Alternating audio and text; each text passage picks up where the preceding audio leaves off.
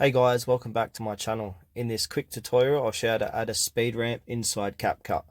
Please make sure to watch this video to the very end so you don't miss out on important information and to not make any mistakes. In saying that, let's dive in. Alright guys, go ahead and open up your CapCut application on your phone. Make sure you're on edit. You can either continue on with an old project or click onto a new project. For this demonstration, I'm going to use an old project of mine. Now to add a speed ramp inside this video here, click on any section. So I'm just going to split the video here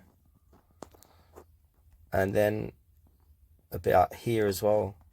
So now to add a speed ramp here, simply click on the section of the video and then click onto speed, bottom of the page, and then click on the curve, and then you got all these different options, but what you need to choose is the jump cut, and then click on edit again. And what I like to do here is to set the middle part to 10 speed and then keep all the rest at 1 or near enough.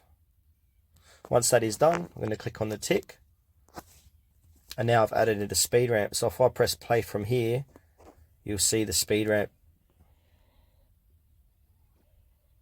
like that, guys. So yeah, that's how to add a speed ramp in CapCut. Thanks for watching this video to the very end. Please consider to like this tutorial and subscribe to our channel if you found it was helpful.